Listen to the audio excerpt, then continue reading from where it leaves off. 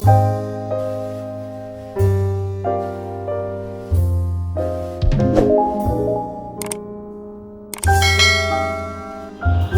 बेनी राम जी ने जब बाप और बेटों को गंगापुर के अंदर दीक्षा प्रदान करने की स्वीकृति है, ये प्रदान करवा देती हैं, तो पारिवारिक जनों के अंदर और ज्यादा खुशियों का माहौल है, ये बनना प्रारंभ हो जाता है।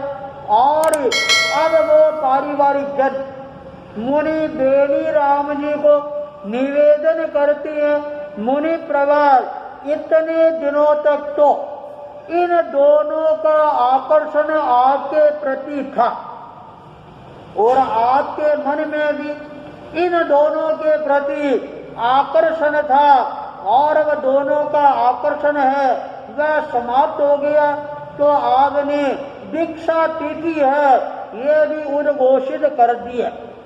अब हमारी इच्छा है जब तक दीक्षा दिन नहीं आए तब तक इन दोनों को हम अपने घर में रखकर हमारे मन की जो मनोकामनाएं है, लाड कोड है, वो पूरा करना चाहती हैं, और इनको तरह तरह के भोजन करवाकर हमें प्रसन्न करना चाहते हैं।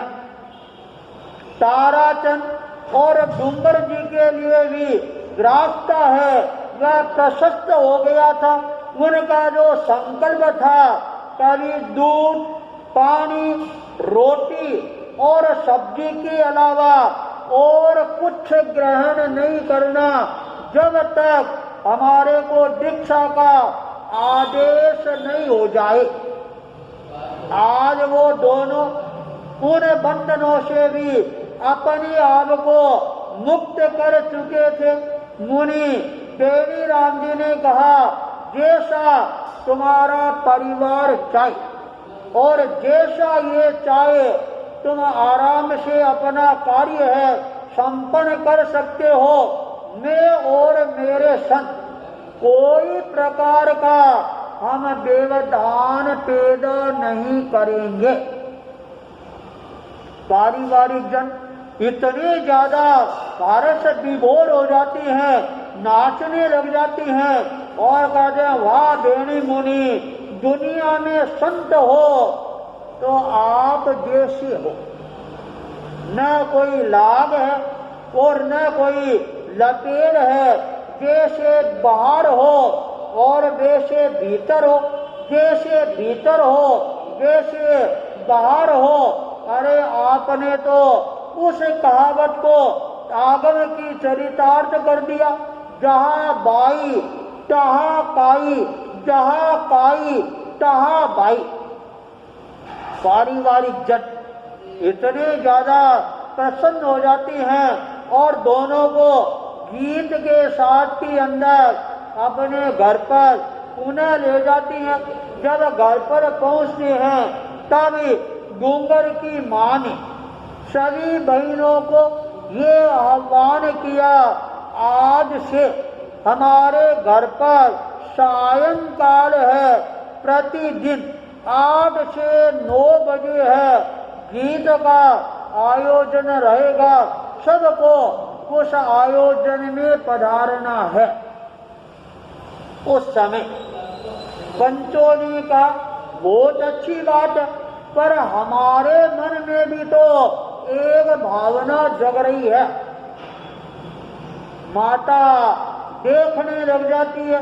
तब पंचों ने कहा, हमारी इच्छा है ये दो बाप और बेटे दोनों दीक्षा लेने से पहले कम से कम एक बार है हमारे घर में जरूर पधारे। हम भी इनका मुंह मीठा कराना चाहेंगे और अपनी तरफ से जोड़ है और अपनी तरफ से खोड़ है वो भी भरना चाहेंगे। पारिवारिक जनों को कोई प्रकार का ऐतराज भी नहीं होता और कहते हैं, जैसे तुम्हारी इच्छा और जैसे इन दोनों की इच्छा हो वैसे आप कर सकती है। पंचों ने ताराचंद जी और डूंगर जी को पूछा, बोलो तुम्हारा क्या विचार है? डूंगर जी ने ताराचंद जी ने कहा, पंचों, जब तुमने इतना सहयोग हमारे को प्रदान किया तो अब हमारे क्या विचार हो सकती हैं? जो विचार आपके होंगे और वही विचार हमारे होंगे। जैसे आप प्रोग्राम बनाओगे और हम तो उसी तरह से चलना प्रारंभ कर देंगे। तत्काल यह निर्णय किया जाता है, अरे पहला बंदोड़ा है वो किसके घर से निकलना चाहिए? उस समय डूंगर का सुसरा खड़ा होता और कहता जी पहला अधिकार है वो हमारा बनता है और लास्ट अधिकार है हमारे शाहजी ताराचंद जी के परिवार वालों का बनता है। पहला बंदोड़ा हमारे यहाँ से निकलना चाहिए और लास्ट दीक्षा का बंदोड़ा है वो मूल घर से निकलना चाहिए। यह बात सुनकर पंच लोग हैं वो भी बड़े प्रसन्न हो जाती हैं और कहते हमारे को मंजूर है। तो कल पहला बंदोड़ा है वो आपके यहाँ से निकलेगा। आखिर में पंचों ने पूरे घरों की लिस्ट दी और यह एक कार्यक्रम निर्धारित कर देते हैं। सुबह, दोपहर और सायंकाल 3-3 बंदोड़ यदि निकलती हैं तो सभी घरों का नंबर है वह आराम से आ सकता है। गंगापुर के अंदर घर घर के अंदर एक उत्सव का वातावरण है वह बन जाता है और जिस घर के अंदर बैरागी बंदोड़ा लेने के लिए जाता है और उस परिवार के अंदर इतना खुशी का माहौल है वह माहौल पैदा होता है। वो अपने सारे पारिवारिक जनों को भी भोजन करने के लिए अपने घर पर बुला लेते हैं। देखते देखते सुबह, दोपहर, सायंकाल तीनों समय बंदोड़े निकलने प्रारंभ हो जाती हैं और सायंकाल जब मुनि बेनी राम जी के दर्शन करने के लिए आती हैं तब सारे नगर के लोग हैं उन दोनों को संतों के सानिध्य में छोड़कर और रवाना हो जाती हैं। जिनको सामायिक करना था और वो सामायिक के अंदर लग जाती हैं। ये दोनों मुनि बेनी राम जी के साथ में विधि सहित प्रतिक्रमण है ये करना प्रारंभ कर देती हैं। प्रतिदिन का ये कार्यक्रम है ये प्रारंभ हो जाता है और देखते देखते दोनों बाप और बेटों को प्रतिक्रमण कंठस्थ नहीं हुआ। प्रतिक्रमण की जो विधि है वो भी सीख कर तैयार होने का अवसर मिल जाता है। धीरे धीरे दिन है ये निकलते जा रही है। मुनि बेनी राम जी ने एक बार उन दोनों को शिक्षा प्रदान करते हुए कहा, देखो ये समय उत्सव और महोत्सव का हो सकता है पर तुम्हारे दोनों को अपने शरीर का भी ख्याल रखना है। कहीं ज्यादा गरिष्ठ भोजन है वह शरीर के लिए कोई उपद्रव पैदा करने वाला नहीं बन जाए। दोनों ने निवेदन किया, मुनि प्रवर हम आपकी बात का पूरा ध्यान रखेंगे। गंगापुर के अंदर तीनों समय महोत्सव का आयोजन रहता है और जब आस पास के गांवों में यह संवाद पहुंच जाता, गंगापुर के अंदर दीक्षा समारोह संपन्न होने वाला है। तो आसपास के गांवों में भी एक बहुत बड़ा खुशी का माहौल है, वह बनना प्रारंभ हो जाता है। इंतजार कर रही हैं कब दीक्षा का दिवस आए और हम लोग दीक्षा देखने के लिए गंगापुर जाए। पर कहती हैं इंतजार की घड़ियां होती है वो लंबी होती है, पर चाहे घड़ियां कितनी ही लंबी हो, आखिर के अंदर जो समय निश्चित है वह आकर ही रहता है। आज की रात उन दोनों के लिए कल का उजला प्रभात है, ये बनने वाला था। मुनि देवीराम जी ने दोनों को शिक्षा प्रदान करते हुए कहा, देखो आज की रात का समय है वो तुम्हारे पास में, और दोनों आज रात को एक बार अपने मन के अंदर और चिंतन कर लेना, सोच लेना और याद रखना। दीक्षा लेना एक दिन का काम नहीं है, जीवन भर का काम है। मुनि बेनीराम जी की प्रेरणा उनके लिए और ज्यादा प्रेरित करने वाली बन जाती है।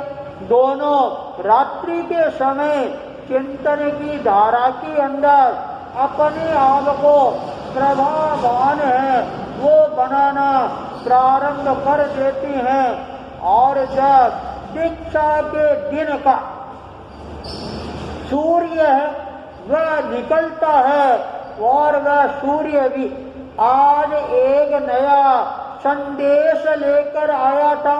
अपने सहस्त्र किरणों के साथ में गंगापुर के हर नागरिक को जगाने का आह्वान कर रहा था। अरे जागो और संयम पथ पर आगे बढ़ने वाले बाप और बेटे की जोड़ी को अपना सहयोग प्रदान करो। सूर्योदय के साथ गंगापुर के अंदर जागरण का कार्यक्रम प्रारंभ हो जाता है। हर कोई जागृत हो जाता है और मन में चिंतन करना प्रारंभ कर देते हैं। चलो आज हमारे को दीक्षा समारोह है, देखने का अवसर मिलेगा। पंच लोग हैं वो भी इकट्ठे होती हैं और डूंगर जी के ससुराल वालों को बुला लेती हैं, परिवार वालों को बुला लेती हैं और आपस में मंत्रणा करनी प्रारंभ करती हैं। कभी आज दीक्षा समारोह है 12:30 बजे, तो बाहर से 7 धर्म के भाई बहन हैं वो भी बहुत ज्यादा तादाद में आएंगे। बोलो हमारे को साधर्मिक भाइयों का आतिथ्य है वह कैसे करना चाहिए। दोनों परिवारों ने कहा, पंचों जो आप आदेश दोगे हम उसकी पालना करने के लिए तैयार हैं। डूंगर के ससुराल वालों ने कहा, ये मौका हमारे को मिलना चाहिए और हम सारा खर्चा उठाने के लिए तैयार हैं। पर ताराचंद के लड़के ने कहा, नहीं, हमारा भी अधिकार बनता है, हम भी अपना खर्चा उठाने के लिए तैयार। पंचों ने कहा, तुम्हारे दोनों का अधिकार है तो हमारे पंचों का भी अधिकार बनता है। एक काम करें, अपन तीनों मिलकर पूरे गंगापुर समाज की तरफ से साधर्मिक भाई बहनों का हम आतिथ्य है, यह स्वीकार करे तो सोने में सुगंध का काम हो जाएगा। पंचों की यह बात सुनकर दोनों पारिवारिक जन है सहमति प्रदान कर देती हैं और बाहर के लोगों का आवागमन है वह प्रारंभ हो जाता है। और मुनि बेनी राम जी भी संतों को ये आह्वान करती हैं, अरे संतों, कमर कस कर तैयार हो जाओ, क्योंकि 12:30 बजे विजय मुहूर्त के अंदर और इन दोनों को दीक्षा प्रदान करनी है। पुराने समय के अंदर जो दीक्षा समारोह होता था वह शहर में नहीं होता था, गांव के बाहर बड़ के पेड़ के नीचे है वह परिसंपन्न होता था।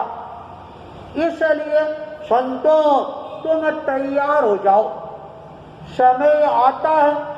और पारिवारिक जन हैं तैयार हो जाते हैं और अपने घर से ताराचंद जी को और डूंगर जी को लाडा कोडों के साथ विदाई देना प्रारंभ करते हैं। डूंगर जी की भाभी है वह सामने आती है और कहते हैं, देवर जी आप तो दीक्षा ले रही हो। डूंगर ने कहा, भाभी तेरा मन हो तो मैं तेरी भी अरेंज कर दूं। भाभी ने कहा, डूंगर जी इतनी ताकत मेरे में कहां पर है, पर एक निवेदन है, गंगापुर पधार कर और हमारे को दर्शन सेवा का लाभ है, ये आप दिलाते रहे। पारिवारिक जन बहुत ज्यादा प्रसन्न हो जाती हैं। 11:30 बजते विजय मुहूर्त आता है और दोनों की विजय यात्रा, दीक्षा यात्रा और एक तरह से शोभा यात्रा है, ये प्रारंभ हो जाती है।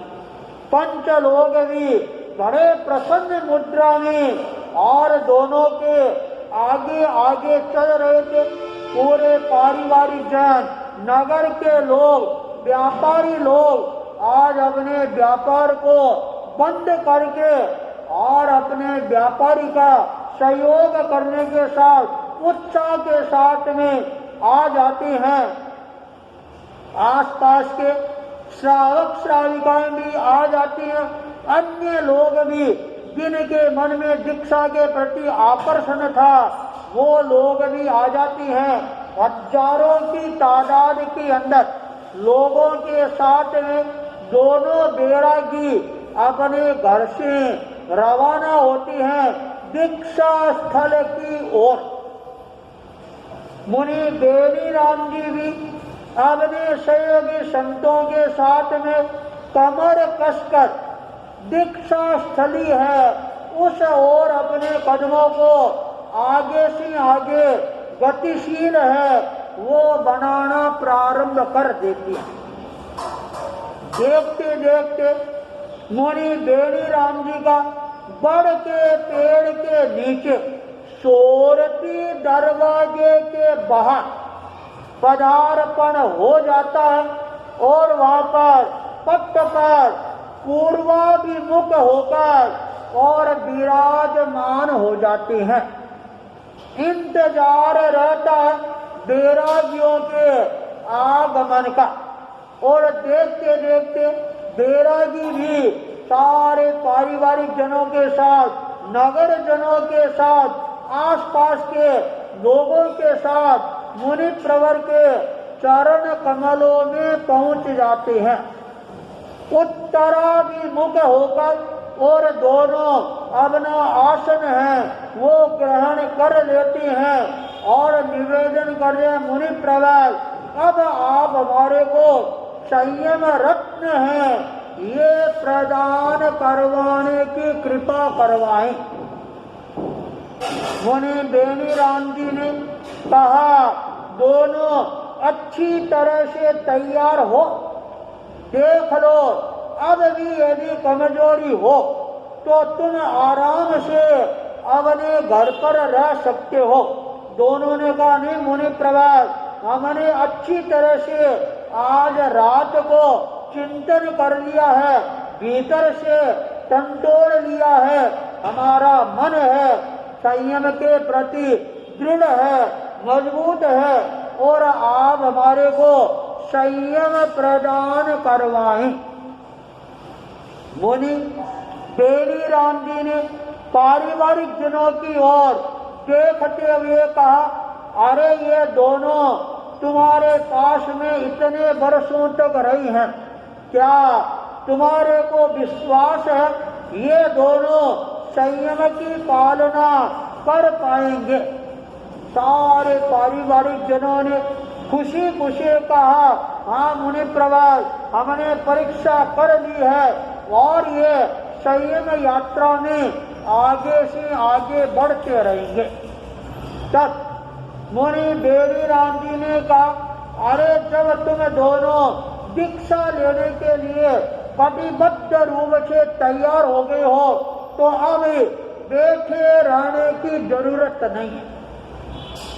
यह बात सुनते तत्काल दोनों हैं खड़े हो जाती हैं और मुनि बेनी राम जी ने पुनः एक बार पूछा, अरे एक बार आंखें बंद करके और सोच लो। दोनों ने एक क्षण के बाद निवेदन किया, मुनि प्रवास, हमने सोच लिया है। मुनि बेनी राम जी ने कहा, क्या गृहस्थ में रहने का सोच लिया? यह बात सुनकर सारी परिषद है खिलखिलाकर हंसने लग जाती है। दोनों ने निवेदन किया, मुनि प्रवास, हमने संयम पथ पर आगे बढ़ने के लिए सोच लिया। मुनि बेनी राम जी ने पारिवारिक जनों से पूछा और कहा, बोलो तुम आज्ञा देने के लिए तैयार हो? पारिवारिक जन खड़े हो जाती हैं। ताराचंद जी का बड़ा लड़का है और डूंगर जी के ससुर के साथ में आगे बढ़कर और उन दोनों का आज्ञा पत्र है पंचों के साथ में मुनि बेनी राम जी के चरणों में समर्पित कर देती है। तब मुनि बेनी राम जी ने कहा, हाँ अब जो काम है वह काम पक्का हो गया। अब इन दोनों को हम दीक्षा प्रदान कर रही है और वही व्यक्ति खड़ा रहेगा जो दीक्षा लेने के लिए तैयार हो। यह बात सुनते जो लोग खड़े थे वो एक क्षण के अंदर मानो बोलती से जैसे बोरियां जड़ती हैं और सारे के सारे एक साथ के अंदर नीचे बैठ जाती हैं और हाथ जोड़कर वातावरण पूरा उल्लासमय और शांतिमय बन जाता है। तब मुनि बेनी राम जी ने स्वर को देखने के बाद कहा, लो अब तुम्हारे को हम दीक्षा है ये प्रदान कर रही हैं। दोनों हाथ जोड़कर खड़े हो जाते हैं और मुनि बेनी राम जी ने उच्च स्वर के अंदर उन दोनों को दीक्षा है ये प्रदान करवाती है।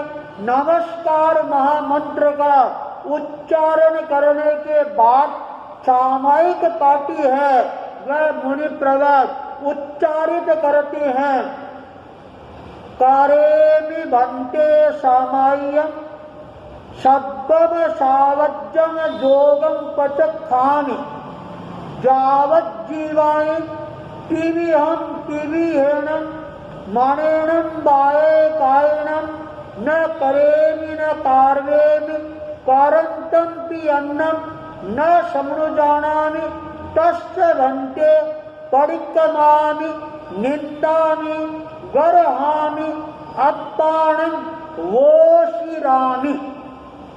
ये पाठ बोलती है और बोलते ही मुनि बेनी राम जी ने कहा, तुम्हारा दीक्षा समारोह है यह सानंद संपन्न हो गया है और एक बार वंदना कर लो।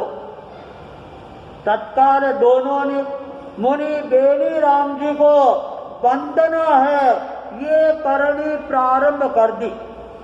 वंदना करने के पश्चात मुनि बेनी राम जी ने उपस्थित जनता को संबोधित करते हुए कहा, अब ये दोनों संत बन गई हैं, साधु बन गई हैं, तो सबका ये दायित्व और कर्तव्य भी बनता है, सभी लोग इन दोनों संतों को अपने स्थान पर बैठे बैठे वंदना करें।